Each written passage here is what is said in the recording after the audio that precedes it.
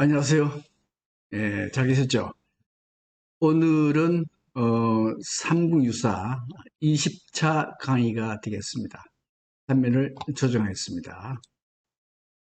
전번 시간에 뭘 했는가 하면은 지금의 시대 정신에 대해서 말씀드렸거든요. 지금의 시대 정신은 포스트 모더니즘이고, 포스트 모더니즘의 핵심은 나한테 꼰대짓 하지 마라. 그거였죠. 권위를 가지고 나를 부리려 하지 마라. 나를 가리키려 하지 마라. 이것이 포스트 모더니즘이었어요. 시대의 정신이었습니다. 그래서 그 중에 네 사람이 있었는데 미셸 푸코, 장 보들리아르, 질 들레즈, 자크 데리다였는데 전번에 질 들레즈도 해체주의였고 그다음에 자크 데리다도 해체주의였어요. 그래서 그 해체주의가 뭐냐 하는 것, 자크 데리다의 해체주의가 뭐냐 하는 것은 사랑이라는 개념을 가지고 이 얘기를 했었습니다. 그때 부모와 자식 간의 사랑 문제였죠. 부모와 자식 간에는 대체로 부모들은 자식을 다 안다라고 생각합니다. 그래서 아는 범위 내에서 사랑을 하는데 이때부터 부모와 자식 간에는 상하 위계 관계가 형성이 됩니다. 아버지는 권위가 있고 자식은 권위가 없어요. 그래서 부모는 자식한테 마음대로 가르치려 듭니다. 가르치려 드는데 문제는 자식하고 부모와는 생각이 틀려요.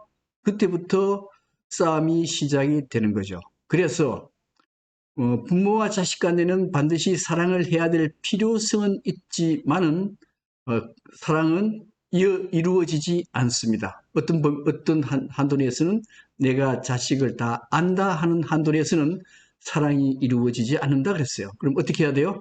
나는 자식을 잘 모른다. 왜요? 사실은 우리는 우리 안에 있는 내가 모르는 내가 있어요. 내 자신도 모르는데 어떻게 자식을 알겠습니까? 자식을 모를 때는 자식한테 함부로 이래라 저래라 얘기하지 못합니다. 그래서 우리는 자식을 영원히 알지 못한다라고 생각해야 돼요. 그래야만 자식을 사랑할 수 있습니다. 그래서 영원히 아들을 모른다. 이게 뭐요? 이게 해체라 그랬어요. 해체는 뭐예요? 해체는 뭔가 하면은 내가 알고 있다라고 하는 이 고정관념을 없애라 이거예요. 고착시킨 고정관념을 없애라. 그랬을 때 그것을 해체라고 하고 이걸 또 영원히 몰라야 된다. 이걸 차연이라 그랬어요. 그래서 이 자크 드리다의 두 개 축, 실현은 한데 이루어질 수 없다. 불가능성, 이루어질 수 없다. 이 두 개의 축을 가지고 항상 자크 데리다는 설명을 했습니다. 그 다음 이제 다룰 문제는 환대의 문제입니다. 환대 문제인데 이제 이 포스트 모던 시대의 환대는 종교까지 연결이 돼요. 그래서 어떻게 연결되는가를 한번 보겠습니다. 우리 이제 그 삼국유사에서도 환대에 관련되는 내용이 나와요. 환대. 이게 손님이 오면은 손님을 맞아들이는 그게 환대죠. 그게 나오는데 삼국유사 진신수공조라는 데가 있어요. 진신이라는 것은 뭔가 하면 석가모니 본신, 진짜 석가모니에게 공양을 드린다. 이런 의미를 가지고 있는 조항이죠. 이게 어디에서 이게 발생이 되는가 하면은, 이제 여기가, 경주입니다. 이 좀 더 경주죠. 경주에, 여기 낭산이거든요. 낭산 아시죠? 낭산. 여기 이제, 경주에서 이렇게 오면 이게 앞이 통일전이고, 그 다음에 이 앞을 통해서 울산으로 가는 길이에요.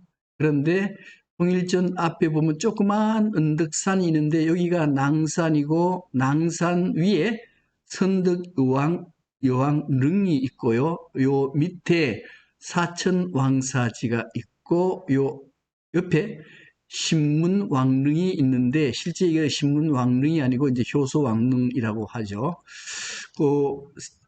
사천왕사지 앞에 요 망덕사지가 있어요. 망덕사지. 망덕사지는 덕을 기린다. 무슨 덕을 기리는가 하면은 신라가 백제하고 싸울 때 당나라가 소정방이 13만 명을 데리고 가지고 신라하고 당나라가 같이 싸워서 백제한테 이겼잖아요. 그 신라가 이 당나라의 덕을 기리는 절, 요게 망덕사입니다. 요 망덕사에서 일어난 일인데, 그 망덕사에 일어난 일 이전에 요 진신수흥조에 뭐라고 얘기가 나오는가 하면은 옛날 인도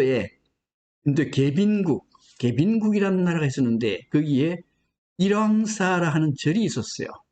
일왕사라 하는 절이 있었는데 거기에 일왕사에 예불 공양이 있었습니다. 그래서 옷이 누추한 사람이 가서 공양에 참석하려 그러니까 문지기가 못 들어가게 하는 거예요. 100번 들어가려 해도 못 들어가게 합니다. 그래서 이 누추하게 입은 이 사람이 이제 방편을 써가지고 다른 데 가가지고 옷을 아주 깨끗하게 멋진 옷을 입고 갔더니만 싹 집어넣어 주더라 이거요. 이건 사실은 여기만 그런 게 아니고 거의 대부분 좀 그렇습니다. 어떤 잔치집 이런 데 가면은요, 거지같이 옷을 입고 가면은 못 들어가게 해요. 거지 같은 놈이라도 옷을 깨끗하게 입고 간다든가, 멋있는 차를 타고 딱 들어가면, yes, okay 하고 이제 들어가게 하거든요. 근데 이제 거기에 예불이 시작돼요. 예불이 시작되고 난 뒤에 이제 공양, 이제 먹을 게 나옵니다. 먹을 게 나오니까 이제 옷을 잘 차려입은 사람이 자기가 안 먹고 자꾸 옷에다가 밥을 주는 거예요. 옷에다가 밥을 주니까 이제 그 옆에 있던 사람이 아유 여보시오 당신 왜 당신이 밥을 먹어야지 왜 옷에다가 밥을 줍니까? 그러니까 그 사람이 뭐라고 얘기하는가 하면 내가 여기 들어와서 밥을 얻은 것은 나 때문에 밥을 얻은 게 아니고 이 옷 때문에 밥을 얻었습니다. 그러니까 내가 먹을 게 아니고 옷에다가 줘야 되는 거 아닙니까? 하면서 옷에 주더라 이거요. 이제 이런 얘기가 있으면서 동시에 망덕사에 대한 얘기가 나옵니다. 망덕사에 대한 얘기가 나오는데 이제 효소왕이 여기에 공양을 하러 가요. 불공을 하러 가는데 이 효소왕은 누군가 하면은 30대가 문무왕이에요. 문무왕의 아들이 신문화입니다. 이게 신문왕으로 되어 있는데 신문왕이고 신문왕의 아들이 효소왕이에요. 그러니까 그 신문왕의 아들 효소왕이 690년대에 여기에 불공을 들이기 위해서 망덕사에 왔어요. 망덕사에 왔는데 아주 옷이 후줄그레한 사람이 거기 들어가려고 그러는데 자꾸 못 들어가게 하는 거예요. 못 들어가게 하니까 이 왕한테 부탁하니까 왕이 그래, 그러면 들어와서 말석이라도 앉으시오. 해서 말석에 앉았어요. 앉으니까 이 효소 왕이 그 누추하게 생긴 사람한테 가가지고 앞으로 지금 어디 나가거든. 왕이 제를 지내는데 참석했다라는 얘기는 하지 마라. 이게 무슨 소리예요? 네 같이 후줄근한 사람이 내가 같이 있었다 그러면 내가 창피하니까 그런 얘기 하지 마라. 아마 농담적으로 그렇게 얘기했죠. 그렇게 얘기하니까 그 후줄근하게 생긴 사람이 뭐라고 얘기하는가 하면 왕이시여, 당신은 어디에 가시거든 진신석가하고 같이 제를 드렸다는 얘기를 하지 마시오.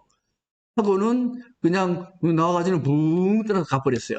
그래서 왕이 가서 막 찾아보니까 어디 간지 없어. 근데 이제 나중에 찾아보니까 이제 남산 쪽으로 이제 가서 남산 쪽 흔적이 있었는데 이제 이제 그런 얘기. 이게 뭔가 하면 환대에 관한 겁니다. 환대. 그래서 환대라고 하는 것은 어떻게 보면은 굉장히 교환적이에요. 내가 어떤 사람을 환대하면은 반드시 어떤 대가를 바라고 하는 게 환대입니다.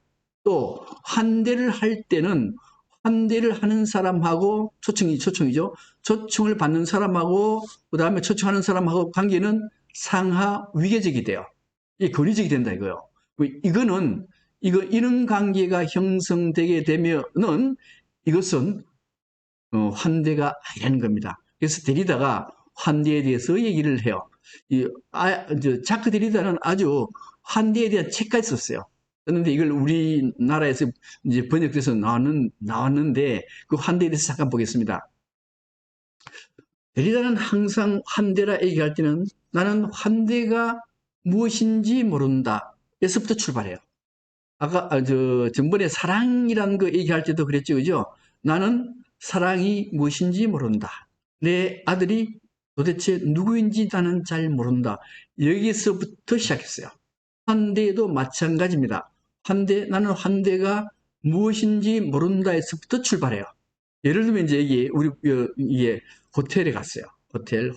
호텔은 굉장히 그 앞에 있는 접수하는 사람, 그 다음에 여기 프론트맨 등등이 굉장히 친절하고 굉장히 웃으면서 친절하게 대하는 곳이 호텔 프론트예요.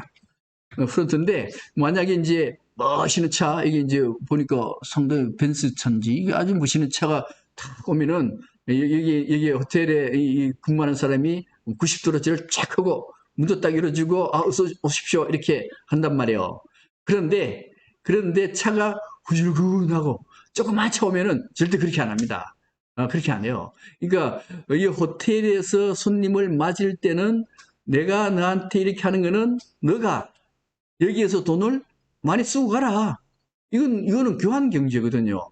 그래서 여기 호텔의 환대는 교환 경제적인 환대 그런 의미를 상당히 많이 가지고 있습니다. 그래서 이제 원래 여기도 환대에도 자크 데리다는 더블 바인드가 있다 그러시죠. 더블 바인드가 뭔가 하면 원래 환대는 조건적 환대요. 대부분이 조건적 환대가 있고 그 다음에 무조건적 환대가 있습니다. 보통은 조건적 환대이지만은 정말로 환대는 조건적 환대가 아니고 무조건적 환대가 돼야 돼요. 조건적 환대, 이 호텔 환대는 교환 경제요. 계산된 겁니다. 계산된 환대이기 때문에 자크 데리다는 이걸 타락적인 환대라고 얘기를 해요. 진정한 환대는 뭐예요? 진정한 환대는 보상을 생각하지 않는 환대가 진정한 환대다라고 얘기를 합니다. 그래서 데리다가 환대에 대한 해석, 아까 더블 바인드라 그랬어요. 더블 바인드인데 이 더블 바인드의 첫 번째가 뭔가 하면 교환 경제. 환대는 항상 서로가 돈을 교환하는 것에서부터 환대가 시작된다라고 하는 겁니다. 하는 건데 이게 이제 대체로 필요성이요. 이런 필요 때문에 환대가 이루어집니다. 그런데 자크 데리다는 그러한 환대는 진정한 환대가 아니고 타락적인 환대이다. 그럼 진정한 환대가 되기 위해서는 불가능적인 환대를 해야 된다. 이 불가능적인 환대가 뭔가 하면은 조건을 바라지 않는 거. 내가 환대를 해줬으니까 니도 똑같이 나를 환대해야 된다라고 하는 그런 조건을 바라지 않는 그런 환대를 해야 되는데 이게 사실은 안 된다는 거예요. 안 된다는 겁니다. 안 되는데 되게 하려 그러면 어떻게 해야 되느냐? 내가 사람을 초청했어요. 초청했는데 이 초청한 사람에 대해서 잘 모른다. 또 환대란 그 자체에 대해서도 잘 모른다. 이걸 전제로 깔고 그 다음에 이 환대를 할 때에는 무조건 조건을 달면 안 돼요. 조건 없이 국적도 이름도 나이도 관계없이 오직 인간이란 그 하나만으로 나는 이 사람을 환대한다 이렇게 얘기합니다. 동시에 데리다는 이 환대를 동물과 식물까지 확대해라. 이게 진짜 환대다. 다시 한번요. 우리가 보통 손님을 환대하고 또 우리가 호텔 갔을 때 환대를 받고 하는데 이것은 전부 다 교환 문제, 돈이 왔다 갔다 하는 교환 경제의 문제에서 그렇게 환대를 하고 환대를 받는데, 자, 그 데리다는 그 환대는 타락한 환대라고, 타락한 환대이다. 그럼 진짜 환대는 뭐냐? 진짜 환대를 하는 것은 어떠한 조건도 바라지 않고 내가 이렇게 해줌으로써 나도 어떤 환대를 받을 것이다라는 그걸 바라지 않고 해주는 환대가 진짜 환대다. 그렇게 하려면 어떻게 해야 되느냐? 그렇게 하려면은 국적도 이름도 성별도 나이도 관계없이 오직 인간이라는 것 하나만으로 그 사람을 환대해 줘야 된다. 내가 조금 바라면 안 된다 이거요. 외국인 아주 누추한 외국인 노동자라 하더라도 이 사람을 내가 아무 조건 없이 친절하게 대해주고 먹을 것 주고 담배 것 주고, 이것이 진정한 환대이다. 그 환대를 더 연장해야 되는데 데리다는 그 환대를 동물까지도 연장해요. 그래서 모든 동물의 생명은 존중해요. 존중해주고 또 먹을 게 있으면 먹을 것도 주고. 박경리 씨 아시죠? 그죠? 박경리 씨가 원주에 살 때 들고양이 있잖아. 도둑고양이, 들고양이. 들고양이들한테 밥 따로 국 따로 다 줬어요. 밥 따로 국 따로 줬는데 이거는 정말로 아무런 조건 없이 대가를 바라지 않는 환대입니다. 고양이 환대요. 이게 진정한 환대라고 하는 거예요. 이걸 동물과 식물까지 확대를 해라. 이것이 진정한 환대이다인데 이러한 환대가 사실은 종교적인 것까지 연장이 돼요. 근데 문제는 이게 환대를 조금 더 다시 조금 그 조건 환대를 다시 한번 얘기해 보죠. 조건적인 환대. 모든 환대가 다 조건적인 환대요. 조건적인 환대인데 이 조건적인 환대를 할 때 대체로 인권을 말살시키는 환대가 있어요. 보통 조건적인 환대는 인권과 관계된다 이거요. 예를 들면은 소돔과 고모라 얘기를 잠깐 하겠습니다. 소돔과 고모라성 아시죠? 그죠? 소돔과 고모라인데, 이 소돔과 고모라는 어떻게 생성되는가 하면요. 지금부터 4,000년 전에 아브라함은 종교상에서 가장 중요한 사람이 아브라함이에요. 아브라함에 의해서 세계의 종교가 만들어집니다. 첫 번째가 뭔가 하면요. 유대교. 두 번째는 이슬람교. 세 번째는 기독교. 이 세 개가 아브라함의 자손에서부터 시작이 돼요. 그래서 이 아브라함은 그러면 어떤 사람인가 하면은 아브라함은 원래 우르란 데 살았어요. 이 메소포타미아의 가장 문명화된 곳이에요. 여기에 우리에 살았는데 야훼가 야 아브라함아 너는 젖과 꿀이 흐르는 가나안으로 가라. 그래서 가나안 젖과 꿀이 흐르는 가나안으로 가라 해가지고 이 아브라함은 가나안으로 갑니다. 근데 이렇게 가도 될 건데 이렇게 못 가요. 왜냐면 하면 이게 사막이에요. 사막이고 여기에 사람이 다니는 길은 여기밖에 없습니다. 이렇게 여기밖에 없어요. 그래서 이런 길을 통해서 싹 가나안까지 갔어요. 문제는 이 가나안이라는 곳은 이거는 문명화된 도시가 아니에요. 아주 야만적인 그런 야만화는 아니지만은 굉장히 발전되지 않는 그런 곳이 가나안입니다. 이 가나안에 살다가 이 흉년이 드니까 이제 이집트 가가지고 자기 부인이 예쁘거든요. 예쁜데 예쁜 부인 데리고 다니면은 마누라 뺏겨요. 부인 뺏기니까 부인 뺏기는데 문제는 자기 누이 동생이라 그래가지고 왕한테 바쳐요. 그래서 아브라함이 좀 편하게 살다가 다시 이제 가나안으로 오게 되는데 이게 아브라함의 불신앙이에요.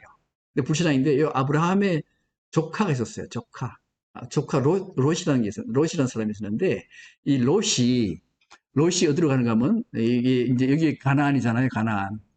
가나안인데 여기에 롯이 여기요. 소돔과 고모라 롯이 소돔과 고모라라는 쪽으로 가요.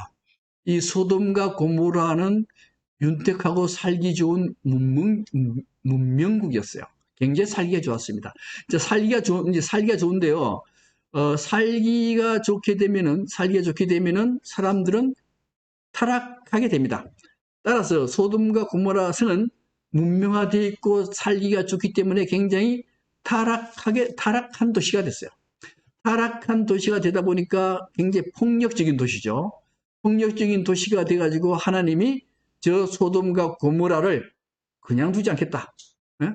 그냥 두지 않겠다. 그래서 아브라함이 이제 의인이 맺히면 됩니까? 맺히면 되게 의인이 이제 점점 의인 문제를 가지고 얘기를 하는데 어쩔 수 없이 소돔과 고모라 성은 멸할 수밖에 없어요. 이때 누가 오는가 하면 천사가 여기에 오게 됩니다. 천사는 남자냐 여자냐 하는 문제인데 사실은 이제 남녀 구별이 없는데 여기 남성으로 나와요.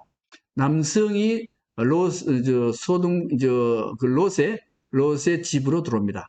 롯의 집으로 들어오니까 이 동네 사람들이 몰려와요. 동네 사람들이 몰려와가지고 롯한테 뭐라 그런가 하면, 야, 너희 집에 그 남자 왔지? 그 남자 내놔.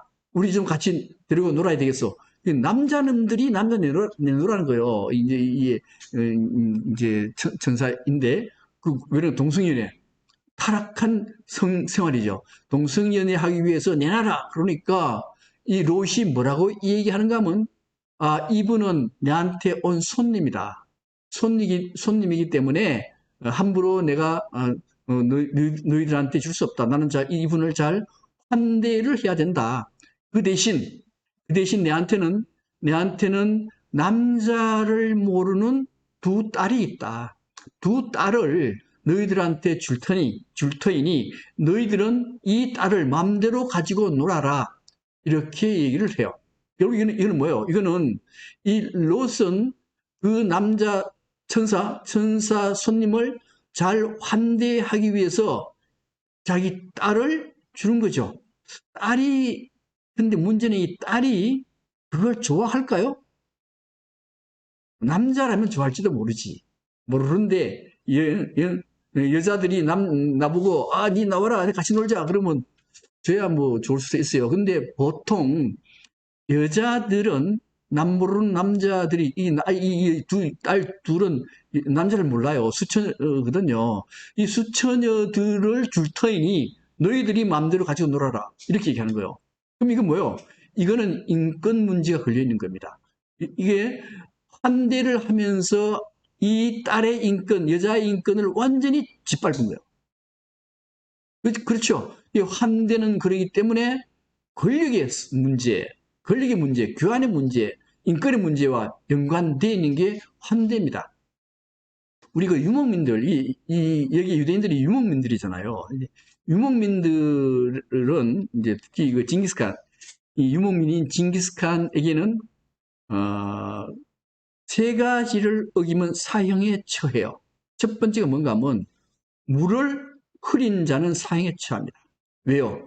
유목민들에게는 물이 굉장히 중요하기 때문에요. 두 번째, 전쟁에 나가서 동료를 버리고 지 혼자 살아서 돌아오면은 사형에 처합니다. 그 다음 세 번째는 뭔가 하면은 손님이 왔는데 손님을 친절하게 대하지 않으면 사형에 처해요. 이때 손님을 친절하게 대하는데 유목민의 경우에는 손님이 오면은 자기 부인을 줍니다. 자기 부인을 주는데 그러면 그 손님에 대해서는 굉장한 환대이죠.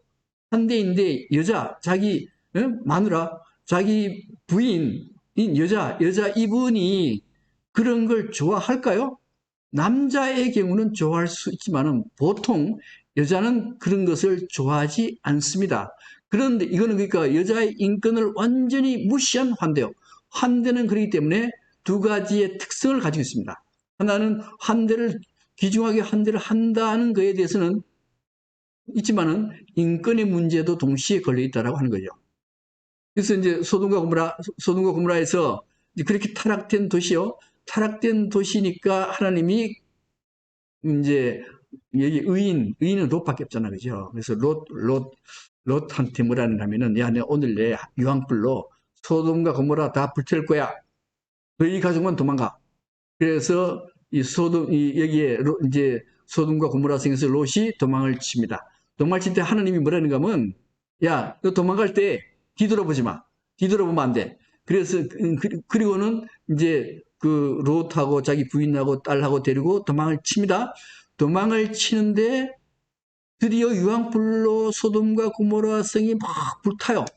불타니까 자기 부인이 뒤를 돌아봐. 그러니까 뒤를 돌아보지 마라 그러는데 이 뒤를 돌아보는 바람에 소금 기둥으로 바뀌어버린 거예요. 소금 기둥으로 바뀌고 롯은 자기 두 딸만 데리고 도망을 치게 되는 겁니다. 문제는 소금 기둥이 이제 된다는 이제 보통 뒤를 돌아보지 말라는 거 있잖아요. 그죠? 뒤를 돌아보지 말라는 거는 이 롯이 여기에서 아주 문명국이니까 행복하게 잘 살았죠. 호화롭게 잘 살았죠. 근데 이 사람들이 여기 롯이 가족이 떠나면서 롯의 부인은 잘 살았던 여기를 굉장히 그리워하고 동경합니다. 그러니까 여기서 빨리 여기서 자기 변혁을 이뤄서 다른 세계로 가야 되는데 뒤를 돌아본다는 것은 자기를 고착화시켜요. 자기를 변화 안 시켜요. 변화 안 시키니까 고착화 됐다는 의미로 변하지 않는, 소금은 변하지 않으니까 소금 기둥이 되어버린 것이죠. 이거는 그냥 상식적인 얘기고, 이렇게 환대라는 것은 정치적인 관계, 인권 관계, 이런 문제가 종합적으로 결합되는 게 환대라 하는 것이죠. 근데 또 환대에서 손님과 주인 간의 관계요. 손님과 주인 간의 관계인데 여기에 이제 신약 성서에 어떤 내용이 나는가 하면은 이제 예수가 설법을 막 해요. 그러니까 뭐 유명하니까 모든 사람들이 다 이 예수의 설법을 들으려고 확 모였습니다. 모였는데 삭개오라는 사람이 있었어요. 이 삭개오는 키도 작고 세금 거두는 사람이에요. 세금 거두는 사람인데 이 세금 거두는 사람은 이 당시에 세금을 어떻게 걷는가 하면 세리가 왕창 걷어가지고 로마에 세금 바치고 나머지는 자기가 먹어요. 그러니까 악질적인 요소를 가지고 있어요. 그래서 세리를 굉장히 낮게 평가합니다. 세금 걷는 사람. 근데 이제 이게 삭개오가 바로 그 세리였어요. 또 키가 굉장히 작아가지고 나무 위에 올라가서 예수의 설법을 듣습니다. 설법을 듣는데 아주 경청해서 들었죠. 들으니까 예수가 딱 보고 삭개오 보고, 야 삭개오야 내려와라 그럽니다. 그러면서 뭐라 하는가 하면은 내가 오늘 내 집에서 머물러야겠다. 이렇게 얘기해요. 이게 무슨 소리냐? 이게 무슨 소리가 하면은, 보세요. 삭개오가 예수를 보고, 제가 예수님을 초청하겠습니다. 라 하는 게 정상이죠. 그러면 예수가 가서, 초청받아서 가면 될 거 아니에요. 근데 문제는 그렇게 초청을 받았을 때는 초청하는 사람이 위계적으로 상위계, 높은 위치요. 초청받는 사람이 밑에 계층이 돼요. 우리가 이제 예수님과 좀 다르게 생각할 수도 있지만은 보통 이게 초청받을 때는 그런 관계라 이거예요. 내가 만약에 다른 사람의 초청을 받아갔습니다. 초청을 받아가면 그 집에 가면은 내가 그 집에서 마음대로 행동할 수가 없어요. 그죠? 뭐 냉장고 함부로 연다든가 뭐 두리번두리번해서 뭐 찾아본다든가 이거 못합니다. 못하고 그냥 그 주인이 바라는 대로 조용하게 가만히 앉아서 주인이 해주는 걸 받아 먹든가 뭐 마시든가 뭐 그거밖에 못해요. 그러니까 위에 계층, 권위를 가지고 있는 계층이 주인. 그 다음에 초청받은 사람은 할 수 없이 주인 밑에 하위 계층, 상하 위계적 권위적 관계가 형성돼요. 이럴 때 상하 관계가 형성되면은 이것은 환대가 아닙니다. 환대가 아니에요. 이거는 포스트 모더니즘에서 위계관계, 상하 위계관계가 만들어지면은 이것은 포스트 모더니즘에서 이걸 없애라, 파괴하라, 억압을 파괴하라, 그렇게 되거든. 그러니까, 여기에 손님하고 초청하는 사람하고 관계가 상하 위계 관계가 되면 안 돼요. 근데 예수가 뭐랬어요? 예수가 초청하지도 않아서 내가 너희 집에 가겠다. 내가 너희 집에 가겠다는 거는요, 초청한 게 아니에요. 초청한 게 아니기 때문에 예수하고 삭개오는 주인과 손님 간의 상하 위계 관계가 아닙니다. 상하 위계 관계가 아닌 관계에서 환대받을 때 그때가 진짜 환대가 된다 이런 얘기예요.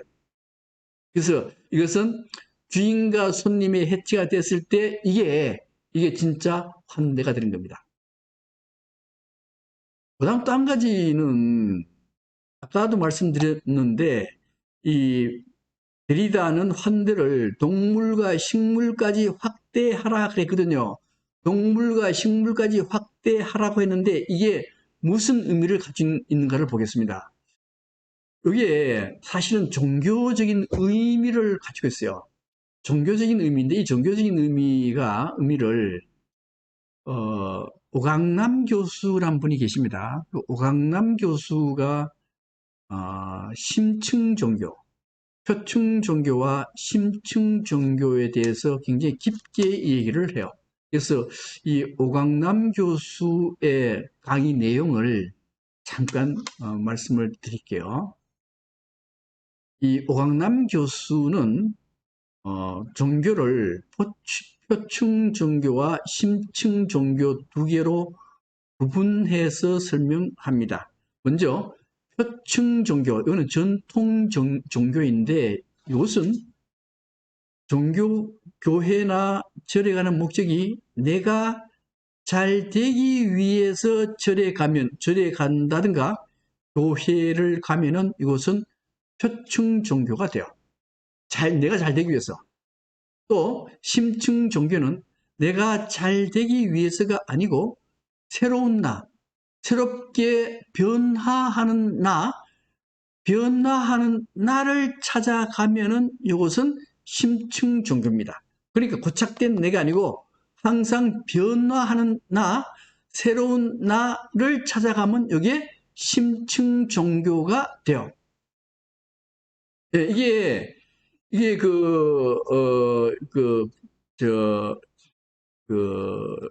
기독교에서 기독교 성경에 뭐라고 나오는가 하면은 예수가 공생애를 딱 시작하잖아요. 사막에 갔다 공생애 딱 시작하면서 뭐랍니까? 회개하라. 새로운 시대가 도래했다. 근데 회개하라가 뭐냐 이거요. 회개하라가 보통은 너희들이 옛날에 잘못되어 있는 그것을 고쳐라. 응? 옛날에 잘못한 행동에 대해서 고쳐라. 이렇게 생각하기 쉬운데 실제 이게 오강남 교수가 얘기하는 이 표층 종교는 심층 종교는 그게 아니고 잘못된 걸 고치는 게 아니고 변하라. 새로운 시대에 변화해서 나를 위한 종교를 갖지 말고 새로운 시대, 지금의 나를 부인하고 새로운 종교, 변화된 종교 쪽으로 나가라. 이것이 첫 번째입니다. 그 다음에 두 번째는 뭔가 하면은 문자주의, 무조건적 믿는 거, 이거 하지 마라. 모든 이제 교회나 절에 가면은 무조건 믿어라 그래요. 믿어라 그러는데 이 믿음은 잘못 믿으면 이 맹신이 되고 맹신은 광신이 되고 광신에서 미신으로 바뀌어요. 그래서 무조건 믿는 종교, 이것은 표층 종교라고 합니다. 근데 이제 오강남 교수의 경우에는 이제 산타크로스하고 지옥과 천당 가지고 얘기를 해요. 근데 이제 원래 우리 어릴 때 나이가 뭐 4살, 5살 되면은 크리스마스 때 산타크로스 할아버지가 온다 그러잖아요. 그죠? 산타크로스 할아버지가 오는데 나이가 어느 정도 들면은 이해하죠. 그게 산타크로스가 주는 게 아니고 우리 부모가 주는구나 라고 이해를 해요. 이해를 하는데 근데 이제 근데 교회 이제 원래 이게 산타크로스가 이제 주는 내용이 의미가 확장돼요. 부모가 나를 위해서 사랑의 의미로 주는구나. 또 그러면 나도 사랑의 의미로 다른 사람한테 줘야지. 이렇게 확장해 나가는 사랑이 확장해 나가는 그런 의미를 가지고 있거든요. 그런데 이제 문제는 산타크로스는 무조건 아니죠. 어릴 때는 진짜로 알았는데 그다음에 지옥과 천당 문제도 있습니다. 지금의 종교는 거기다가 지옥 가느냐 천당 가느냐 이거거든, 그죠? 이게 뭐예요? 이게 내가 잘 되기 위해서, 내가 천당 가면 잘 되는 거니까 잘 되기 위해서 교회를 간단 말이에요. 교회를 가는데 옛날에는 지옥 천당 이제 착한 걸 하고 하나님을 잘 믿으면 천당 가고 안 그러면 지옥 간다를 사실은 사람들이 다 믿었습니다. 믿었는데 지금은요, 그거 믿는 사람 그렇게 많지 않습니다. 그거 주장하면은 교회는 문을 닫게 됐어요. 그래서 이미 유럽에서는 교회는 거의 문을 다 닫았습니다. 거의 닫았어요. 그 다음에 미국에서도 매년 교회가 4,000개씩 없어지고 매일 3,500명씩 교회를 이탈하게 돼요. 그래서 지금같이 표층 종교, 나만을 위하고 맹목적으로 믿으면은 천당 간다라고 하는 이 사상은 이미 먹혀들잖아요. 특히 68혁명 이후에 포스트 모더니즘 시대에는 교회의 권위를 부정합니다. 부정하기 때문에 그런 시기에 믿음을 강요하면은 사람들이 믿지 않고 오히려 교회를 이탈하게 돼요. 표층 종교로 가게 되면 그렇게 이탈을 하게 된다 이거요. 그다음에 이제 또 한 가지는 뭔가 하면 무조건 믿는 거, 이거는 무조건 믿는다라 하는 건 뭔가 하면 하나님을 믿는 거거든요. 하나님과 나하고는 별도로 돼 있어가지고 이제 이런 거죠. 여기 보면은 여기 보면은 여기에 초월적인 신이 있고 여기에 내가 있다라고 해서 이 초월적인 신을 지극정성으로 맹목적으로 믿으면은 이것은 표충 종교라 그럽니다. 표충 종교. 그런데 심층 종교는 이 초월적인 신이 내 안에 들어와 있다. 내 안에 들어와 있기 때문에 나하고 신은 합일이 된 상태이다. 그래서 내 안에 신이 있기 때문에, 이제 동학의 시천주죠. 신이 있기 때문에 신을 모시고 산다. 신을 모시고 살기 때문에 내 행동 하나하나는 신의 행동이고 내 행동 하나하나는 의미가 없는 행동이 아니고 창조적인 행동이다라고 할 때 이 종교가 심층 종교가 돼요. 심층 됩니다. 그 다음에 이제 또 한 가지는 문자주의를 부정해라. 이제 그 문자주의라는 게 뭔가 하면 성경의 글자는 하나도 틀린 게 없다라고 믿는 거. 이거는 표층 종교입니다. 표층 종교고 문자주의 이걸 부정하면은 문자는 사실은 그거는 상징으로 돼 있다라고 그걸 인정해서 그걸 믿게 되면 이 심층 종교가 되는 거예요. 근데 여기서 표층이냐 심층이냐의 가장 핵심이 뭔가 하면은 핵심은 모든 세상의 만물은 다 신과 결합이 되어 있다. 결합. 그러니까 기독교로 말하면은 기독교에서 뭐라 그래요? 예수가 뭐라고 얘기하는가 하면 내가 아버지 안에 계시고 아버지가 내 안에 계신다. 이게 뭐예요? 나하고 하나님과 예수는 합일이 된 상태이다. 이렇게 얘기하잖아요. 그죠? 마찬가지로 우리가 교회에 가요. 교회는 예수의 몸을 상징화시키는 거지. 그죠? 그래서 우리가 만약에 교회에 들어갔다라는 얘기는 예수의 몸 속에 들어갔다. 그래서 우리는 내 몸이 예수이고, 그 다음에 내가 예수 안에 들어갔으니까 예수와 내가 합일이 된 상태이다. 이게 뭔가 하면 심층 종교라고 하는 겁니다. 심층 종교라 그러고, 이 심층 종교는 모든 종교가 공통으로 가지고 있어요. 예를 들면은 그 힌두교가 추구하는 것은 버마일이요. 모든 우주와 내가 똑같아. 버마일이요. 그 다음에 또한 불교는 뭔가 하면요. 일심사상에 대해서는 몇 번 말씀을 드렸습니다. 온 우주는 다 인연에 의해서 연결되어 있습니다. 그래서 내가 태어나려면 온 세계 인연이 결합해서 내가 태어나고, 여기에는 돌덩이, 돌덩이라 하더라도 이 돌덩이도 온 우주가 연관되어서 돌덩이가 만들어지니 이 돌덩이의 가치하고 내하고는 똑같다. 이 똑같은 가치를 어떻게 얘기할 수 없으니 그것을 일심이라 한다. 이게 뭐예요? 만물은 평등하다. 이렇게 나온 겁니다. 만물은 평등하다는 힌두교의 버마 이래와 같아요. 버마 이래와 같고 그 다음에 기독교에 내가 아버지 안에 계시고 아버지가 내 안에 계신다. 똑같은 얘기요. 그 다음에 또 동학의 시천주 내 안에 하나님을 내가 모시고 산다. 모시고 사는데 내한테만 하나님이 있는 게 아니고 온 세상의 물건 안에도 다 하나님이 계신다. 이렇게 얘기하는 게 동학이에요. 다시 한번 동학 한번 볼까요?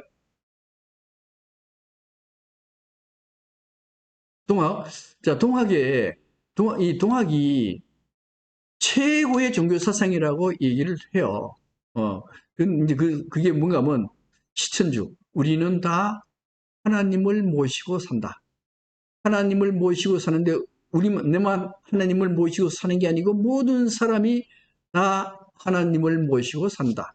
따라서 우리 모두는 하나님과 같은 가치를 가지고 있다. 인간 평등 사상이 딱 나옵니다.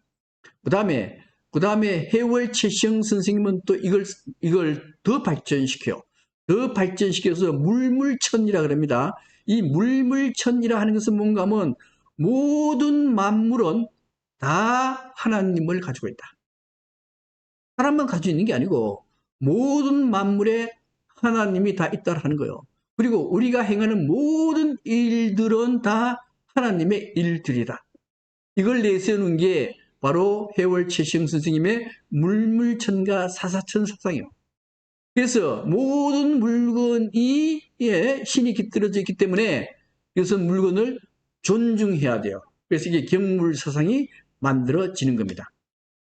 이게 표충종교, 오광남 교수가 얘기하는 표충종교가 대비되는 심층종교의 핵심 사상이 돼요. 핵심 사상. 모든 만물에게는 신이 깃들어져 있다. 이 사상, 이 가장 중요한 겁니다. 그리고 환대에서, 자크 드리데 환대에서 식물과 동물까지 확대하고 만물까지 확대한 거, 환대를 그렇게 환대를 확대하게 되면 이거는 종교로 넘어가게 된다. 이런 얘기입니다. 그래서 이제 그 해월 선생님은 지저귀는 지저귀는 새소리도 하나님의 소리고 또 이천식천 얘기하는데 이천식천은 뭔가 하면 우리가 밥을 먹어요. 밥을 먹는데 여기에 밥을 먹는 내가 하늘. 하늘인 내가 밥도 하늘이요. 하늘인 밥을 먹는다. 그래서 이건 뭐예요? 모든 게 다 하나님이 깃들어져 있다. 이 사상이 환대의 가장 최고봉이 되는 겁니다. 종교로 넘어가는 거죠. 이거는 사실은 이거는 이제 진화론, 찰스 다윈의 진화론으로도 증명이 돼요. 찰스 다윈의 진화론 이 책자에서 가장 중요한 게 뭐냐? 가장 중요한 것은 모든 만물은 아니고요. 모든 동물과 식물은 한 세포에서 나왔다. 한 세포. 지금부터 이제 이 그래프 이건 이제 시간 많이 걸리니까 생략하고 지금부터 40억 년 지구 역사는 46억 년이요. 46억 년인데 40억 년 전에 세포가 하나 생겨요. 세포가 하나 생겨가지고 이 세포에서 이제 생식이 돼. 이 세포에서 생식이 돼가지고 나중에 남녀 유성생식이라 그러는데 유성생식이 이루어지고 유성생식에서 동물과 식물이 나오고 동물과 식물에서 분화해가지고 포유류도 나오고 그 다음에 파충류도 나오고 다 나옵니다. 다 나오고 마지막이 뭐예요? 사람이 나와요. 그래서 사람이든 동물이든 식물이든 한 세포에서 나왔기 때문에 모든 동물과 식물은 한 형제이다. 한 형제이다. 이게 환대의 가장 심오한 사상으로 발전하는 겁니다. 볼게요.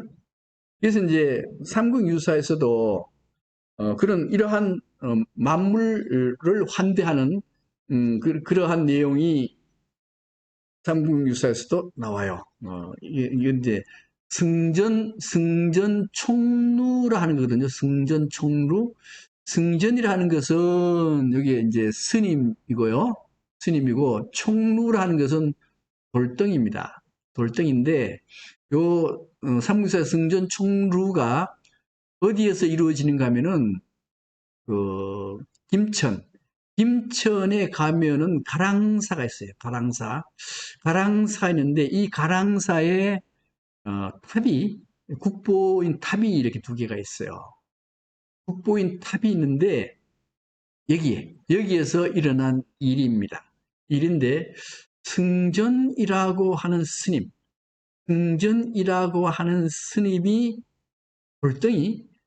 돌덩이를 탁 모아놓고 돌덩이한테 설법을 쫙 해요.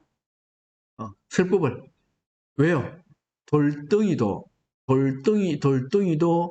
사람과 같은 가치를 가지고 있다. 이 화엄사상이거든요. 화엄사상의 일심사상에 가면은 모든 만물은 세상의 모든 만물이 관여해서 만들어지기 때문에 가치가 같다. 이게 일심사상이었거든요. 일체유심적 그 일심사상. 그렇기 때문에 돌덩이도 사람과 같이 그렇게 다룰 필요가 있다. 이 견물사상이거든요. 그래서 돌덩이 모아놓고 불경을 막 강의해. 그 내용이 바로 승전 총루 편에 나오게 됩니다. 그래서 요 관계가 바로 환대의 가장 최고봉, 동물과 식물까지 아무런 조건 없이 환대해라. 이런 내용이 되죠. 자, 여기에 관한 사실 이제 동물과 식물에 관한 동물과 식물의 환대에 관한 시가 나옵니다. 그 시를 잠깐만 볼게요. 셀이라고 하는 것은 이게 개입니다. 개인데 김용화 시인이 쓴 시 한번 읽어볼게요. 셀이가 팔려갔다. 할머니는 막내를 업고 방중머리까지 따라 나가 마지막 가는 길을 지켜주었다. 이튿날 어둠이 짙게 깔린 새벽, 응앙응앙 문살 긁으며 우는 소리가 들려왔다. 빗속을 뚫고 읍내 30리 길을 피투성이가 되어 도망쳐 온 것이다. 영물이여 영물이여. 할머니는 하얀 행주로 셀이 몸뚱이를 닦아주고 셀이는 꽃잎 같은 혀로 할머니 손등을 핥아주었다. 날이 밝았다. 문 밖에 개장수가 서 있었다. 납죽배를 깔고 파들파들 떨며 슬픈 눈빛으로 식구들을 번갈아 쳐다본다. 스피커 줄에 묶여 자원형 곧 붉은 논투기를 따라 멀리 희미한 한 개의 점으로 지어져 가던 셀이. 사실 이제 옛날에는 집에서 기르던 개도요, 잡아서 먹습니다. 잡아먹을 때 그렇게 비참하게 두들겨 패서 잡아먹어요. 근데, 뭐 먹을 게 없으니까 뭐 그렇겠죠. 근데 지금은 개를 그렇게 학대하지 않습니다. 또 이 개 잡혀갈 때 얼마나 이 기르던 주인은 슬퍼하겠어요. 이 슬퍼하는 이 마음이 환대와 이 불가능적 환대 두 개라 그랬죠. 이제 하나는 교환하는 환대, 또 하나는 교환하지 않고 아무런 조건 없이 환대하는 것과 똑같은 그런 사상으로 만들어진 시가 바로 이 시입니다. 또 하나 있어요. 또 닭집이라는 시도 똑같아요. 닭집 한번 읽어볼게요. 닭집. 닭장 속에 닭들이 한 마리씩 죽어간다. 부릅뜬 눈 뜨고 날개 퍼덕이며 할딱대던 닭집 아주마는 하나님이시다. 벼슬이 크고 빛나는 닭부터 하나씩 목숨 깊숙이 칼날을 밀어넣고 손 씻고 돌아서서 한 줌 모이를 던져주면 목숨 붙은 닭들은 한 알의 모이를 더 먹기 위해 벼슬을 세우고 쫓고 핥히며 필사적으로 싸웠다. 닭장은 점점 비워지고 마침내 남아있는 한 마리의 닭.